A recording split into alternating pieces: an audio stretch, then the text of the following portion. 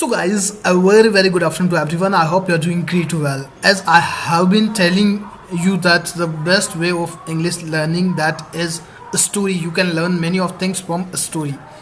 So without wasting time, let's get start. So guys, today's story name is Treasure Hunt. ट्रेशियर का मतलब होता है खजाना, TREASURE। ट्रेशियर हंट, हंट का मतलब होता है खोजना, खजाने की खोज। सो हंट को आप ऐसे याद कर सकते हो, हंटर, हंटर का मतलब होता है शिकारी। सो शिकारी भी जंगल में कुछ चीज़ खोजता है, तो हंट का मतलब होता है खोजना। सो आज की स्टोरी का नाम है treasure hunt. So let's start the story. So in a village, एक गांव के अंदर, इन ए विलेज एक गांव के अंदर, ए फार्मर, एक किसान named Ramlal lived with his wife and 4 boys. एक गांव में एक किसान रहता था जिसका नाम था रामलाल। वो अपनी पत्नी और 4 बच्चों के साथ रहता था। Ramlal used to work hard in the farm to feed his family. Ramlal बहुत ही कठिन परिश्रम करता था खेत के अंदर अपने परिवार का पालन पोषण करने के लिए। But all his 4 boys were lazy।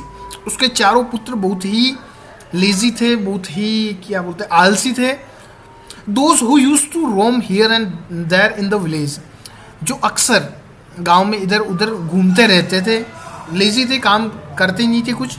So one day Ramlal told his wife that right now I am working in the farm। एक दिन उसकी रामलाल ने अपनी पत्नी से कहा कि राइट नाउ, अभी तो मैं काम कर रहा हूँ, I am working in the farm, खेत में काम कर रहा हूँ। But what will happen to these boys after me. So मेरे बाद इन बच्चों का क्या होगा? अभी तो मैं काम कर रहा हूँ खेत में, लेकिन मेरे बाद इन बच्चों का क्या होगा? दे नेवर इवन वर्क हार्ड।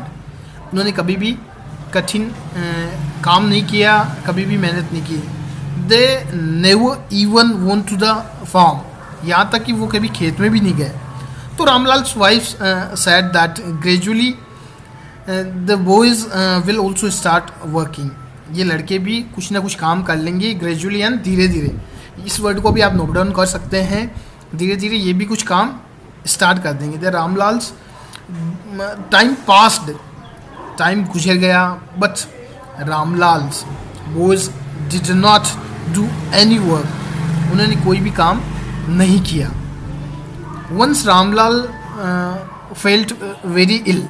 एक बार रामलाल बहुत बीमार हुआ।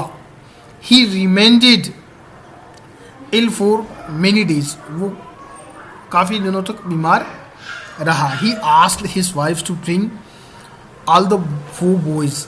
उसने अपनी पत्नी से कहा कि 4 बच्चों को ब्रिंग यानी लेके आ जाओ। सो आस्क का मतलब होता है पूछना, इसमें आस्क आया है तो कहना। उसने कहा अपनी पत्नी से।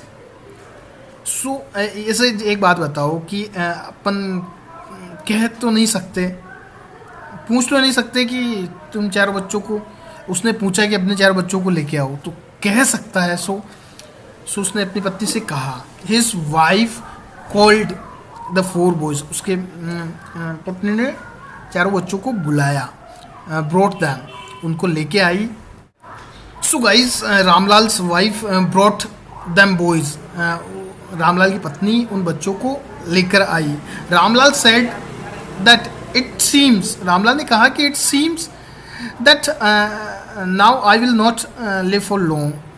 रामलाल ने कहा कि ऐसा लग रहा है, इट सीम्स, कि मैं लंबे समय तक नहीं जी पाऊंगा। It seems now I will not live for long. So Ramlal was worried about what would happen to his sons after he left। उसके जाने के बाद बच्चों का क्या होगा, वो बहुत चिंता में था, उसको बहुत चिंता थी।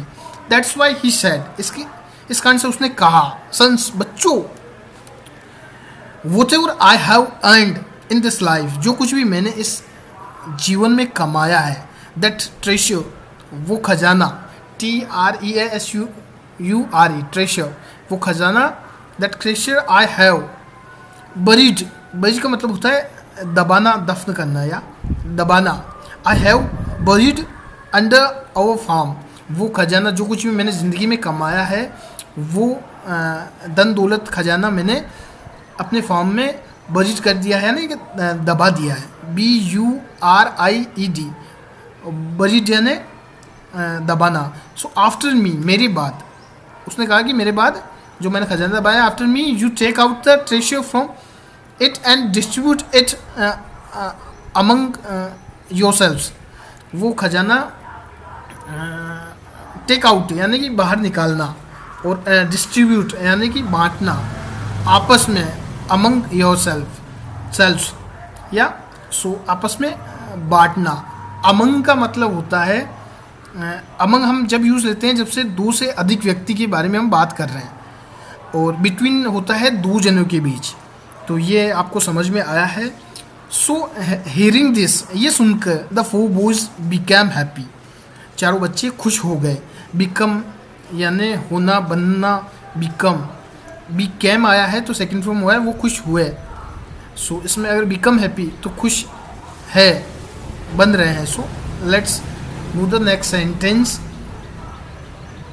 आफ्टर सम टाइम रामलाल, कुछ समय बाद, after some time Ramlal died, वो रामलाल मर गया क्योंकि वो बीमार था। A few days after death of Ramlal, कुछ दिनों के बाद या रामलाल के मरने के बाद, death of Ramlal, his sons went to the extract the treasure buried in the farm. जो खजाना खेत में दबा था उसको एक्सट्रैक्ट करने के लिए यानी कि निकालने के लिए वो खेत में गए। They dug up the whole farm from morning till evening. Dug up का मतलब होता है उन्होंने खोद दिया था, होल, पूरा खेत, सुबह से लेके शाम तक। But they didn't see any treasure, but उनको कोई खजाना नहीं दिखा। They didn't see any treasure. So the boys came home, वो लड़के घर आए and told their mothers that mother father had lied to us. Father ने हमसे झूठ बोला है। उन्होंने कहा कि फादर ने हमसे झूठ बोला है। We didn't find any treasure in the farm, हमें कोई खजाना अपने खेत में नहीं मिला, हमने पूरा खेत डगअप यानी खोद दिया है। His mother told that your father has earned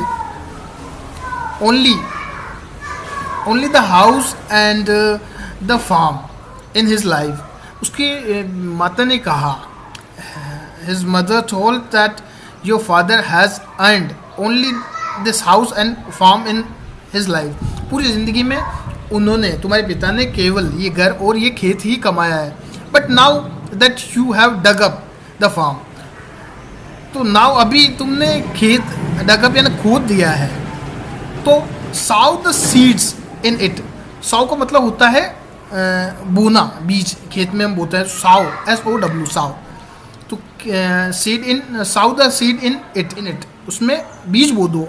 after this the boy sowed the seeds, इसके बाद लड़कों ने उसमें बीज बो दिया। And went on the giving water to it as per the mother request, mother के कहने अनुसार उनको पानी देते गए। After some time the crop was ripe, यानी कि फसल पक गई।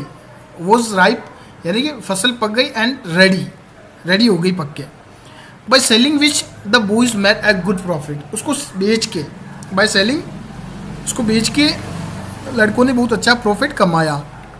With which he reached his mother, तो उस प्रॉफिट के साथ वो बच्चे अपनी माता के पास पहुँचे। एंड मदर सेड दैट, वो अपनी माता के पास पहुँचे।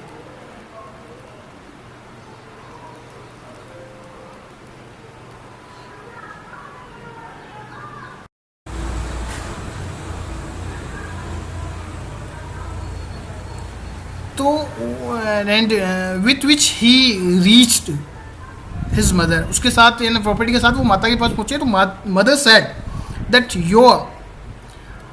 Your hard work is the real treasure, तुम्हारा कठिन परिश्रम ही असली खजाना है।